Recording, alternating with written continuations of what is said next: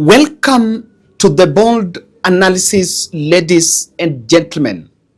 The IBC is very right to reject the calls by Sas Mbeere to ban the Democratic Party candidate aspirant for in the Mbeere North by-election, Newton Karish, on grounds that I look and see as flimsy. Kindly subscribe to our channel, click the notification bell and like our videos. Between now to the end of this month, we are going to have heightened political activity and our lenses will be capturing the areas where there are these by-elections so that we have a feel of what is happening. Probably if I get time, I might also go to these places just to witness some of those by-elections, just to see how things are playing out in some of those areas.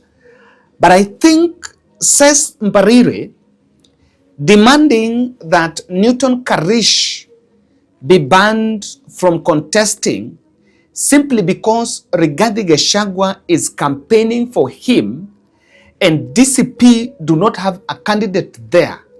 That kind of claim or that kind of petition is hogwash, a waste of time, and for really a better word, an act of despair and panic. Rigathi Gashagua entry in the Mbeere North by-election has sent shivers across the Kenya Kwanza administration. Probably they envisioned that by Rigathi Gashagua dropping his DCP candidate in favor of JB Muturi, it is going to work to the advantage, since Rigathi's voice might not become prominent in those areas. Before I do this podcast, if you're coming from Mbeere, I want us to do a very small opinion poll here. Just take a minute and explain to us, kama uko Mbeere, you come from that area, or you have, maybe you have family members who come from that area. Can you just get the comment section and tell us? Ground inasema aje? Yes, ground inasema aje, because I really want to feel what the ground inasema. Embu is a place I know very well. Huh? We've done some projects there. So we also want to know ground inasema aje. Two things stand out in two strange factors on Sas Mbeere's demand for IBC to ban Newton Karish. It is a call that is far-fetched. It is an affront on democracy and the will of the people. As things stand now, the electoral body cannot create a firewall against the people of Mbeere North to exercise their democratic right of electing their next member of parliament. Two things stand out. I don't know how IBC is supposed to ban Newton Karish from that election while UDA MPs have been campaigning for ODM candidates, even donning ODM caps and shirts in Ugunja and Kasipul, while they don't have a candidate there. Someone will say they have some power sharing. There is no structured agreement between ODM and UDA. What was there is some sort of political gentleman agreement so that people have some give and take. That's one sign where I'm looking at Sas Mbeere's petition as a hogwash. Secondly, Cabinet Secretary Geoffrey Ruto, whose appointment to the cabinet occasioned that by-election, has been leading a bunch of civil servants to campaign in Mbeere North against their code of conduct. The Constitution disallows civil servants to participate in bipartisan politics while they are still in office. And actually, that is why if today a cabinet secretary wants to be an MP or a governor, he or she must resign in that position before vying. So if there is an MP, if there is a candidate who should then be banned based on breaching election code of conduct, then is the UDA candidate. Because all the civil servants who are not even supposed to be involved in bipartisan politics have all been there. And I want you to look at this example. P.S. Wachira, if you look at this poster, this confirms what we are saying. This poster, P.S. Wachira for Energy, and some board members and some civil servants pitched tent in Mbeere North on 8th of November. And the P.S. Wachira went there. If you check this other photo, these are poles, electricity poles. And they allegedly launched some last mile electricity project there after going to campaign for the UDA candidate. It's now emerging that immediately they launched and they brought this stuff, these things, these poles here. The contractor left the site and these poles are still lying in the exact place where they were dropped on the day of the launching. Now they're being told, the locals are being asked that for the last mile electricity to succeed there, they need to pick the UDA candidate so that it can push the government for it to happen. I think not even a single household has seen light since that was done. And honestly, you will agree with me that there seemed to be a new trend of just launching projects left, right, and center, even without funding, so as we just regain visibility and to be seen to be doing something, so that people have perception of some projects being done.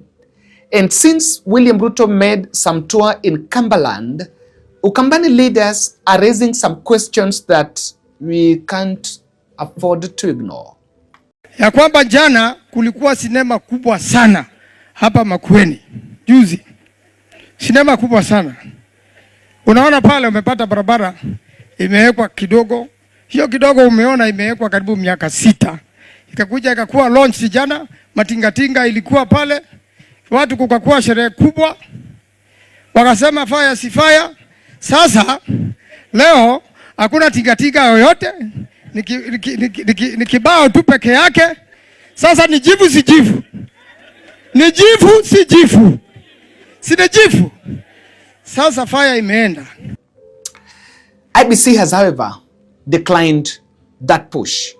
And I want to tell you that Rigathi's entry in Mbeere North came as a shocker and has really changed things.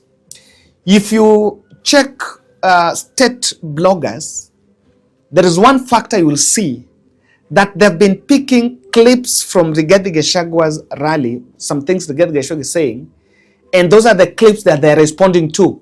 They're using those clips to attack Rigathi until, in fact, they're not even attacking the DCP candidate. They're simply attacking Rigathi Gashagua. And today he held some door-to-door campaign in Mbeere North morning, going against the odds after the reports that he was not allowed to step foot in Mbeere North.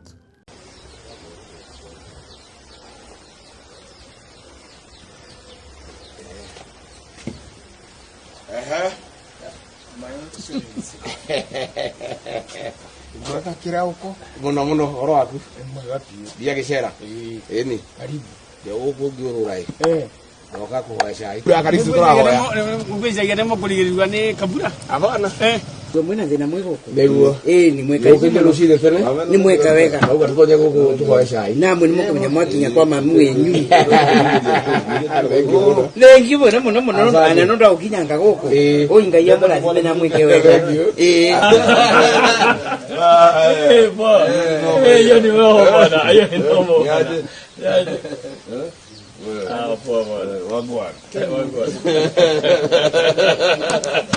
I like that. Ukani tu ni jaina muyate.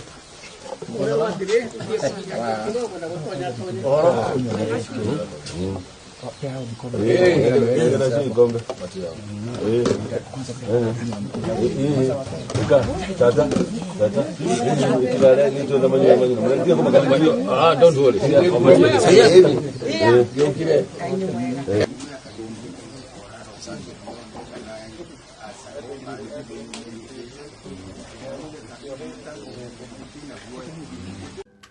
Something that he has achieved is this. Lenny Kivuti, Muturi, Rigathi Gashagua, and the team have all joined together seeking that seat. You know, even Ruku got that seat in 2022 through the Democratic Party. So that seat belongs to the Democratic Party. UDA is simply moving to making their best effort there because they would want to use the Mbeere North by-election as a launch pad for their return to Mount Kenya. It is not that they really need that position. It is because if they get it, they'll come back to the people and say, you know guys, msiambiwa kwamba Mount Kenya haiko na Ruto. It is just to run some perception politics. And because that is at stake, I'm telling you, we are going to experience a lot of very strange happenings in that by-election. Looking at the faces of the people that attended Rigathi Gashagua campaign rallies, you could see the smile. You could see the passion. They sound a bit genuine. And remember, this is an organic crowd because he's been making stopovers in centers.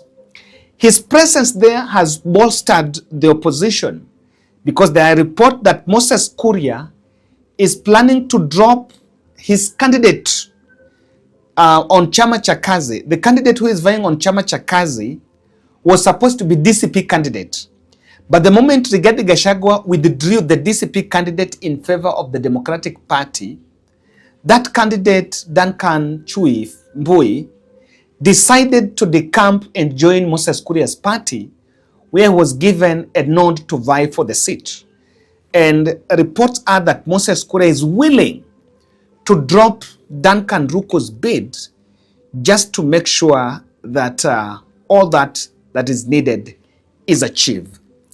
In a dramatic twist, while Ruko was in NTV dismissing Rigathi Gashagua, and he had to stop when he realized that the man he was dismissing was spending some quality time with the grandmother in Mbeere North. Rigathi Gashagua has no candidate. His party has no candidate in Mbeere North. So if he's a very powerful politician as he purport to be, how come he don't field a political candidate? I mean, a candidate in his own DCP. We have many professionals in Mbeere North who are well trained, who can be very good members of parliament for Mbeere North. How come he was unable to attract not even a single one?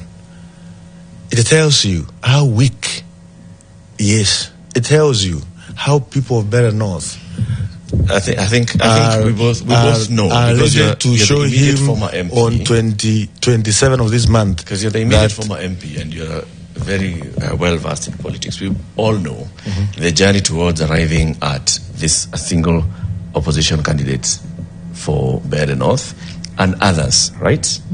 And this was a negotiation. This was a seat occupied by DP. Geoffrey Ruko was in DP, and DP would like to field a candidate. And so the DP party fields a candidate, and the others, WIPA and DCP, DAPK, do not field a candidate. United opposition. You know this. I mean, why are we even engaging on that? You know that. I think you can say that to console them. That DCP is a formidable political party, but the truth of the matter is just like a hoof. You know, is in jungle where we have lions, cheetahs, leopards, and there are quite a lot that has happened. State script of buying aspirants. Some political as opponents that were in Mbeere North, aspirants, have been given state jobs, state appointments, so that they support the UDA candidate. And I think Ruto has gone to the length and breadth. UDA party has employed tactics. But take a minute. I have made some observations in these UDA by-elections, and you will help me to dissect this. When I look at Mbeere North, UDA is putting its soldiers there. But I am only seeing two leaders on campaigns. That is Governor Mbeere and CS Geoffrey Ruto. My conscience is clear that the women rep from Embu, Honorable Njeru Pamela Njoki, is an UDA legislator and is yet to step foot in Mbeere to campaign for the UDA candidate. Alexander Mundigi, the senator from Embu, is a DP candidate. He won through DP, Democratic Party. But he is politically currently aligned towards UDA. I'm yet to see Mundigi appearing in Mbeere North to campaign for the UDA candidate, but in some separate events, he always takes time to slam Rigathi Gashagua.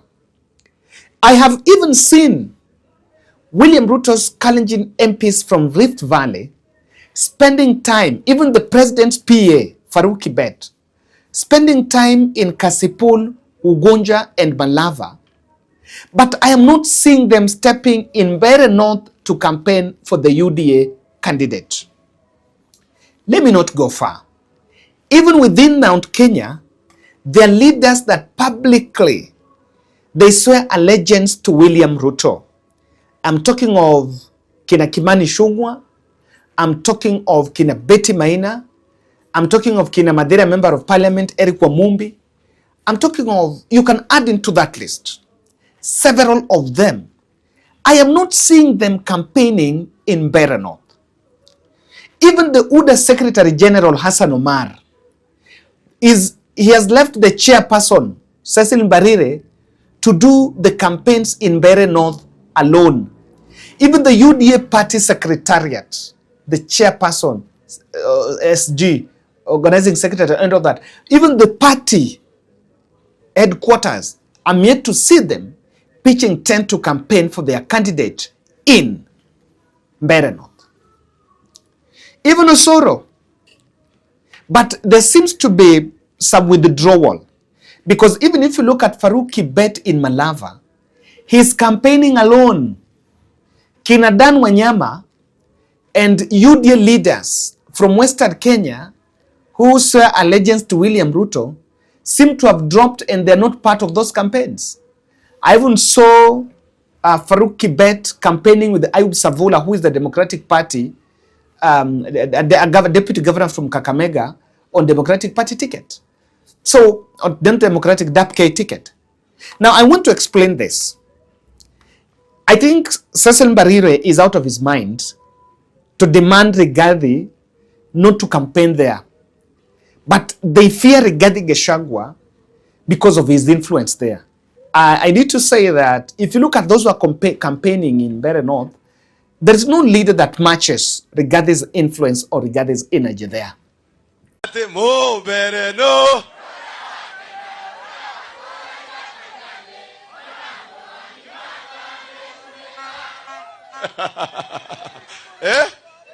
Kavora, kavora, karisi. Kavora, kavora, karisi. Kavora, kavora, karisi. Anotare kendo karisi. Mokonji ni ago konyita jara karisi.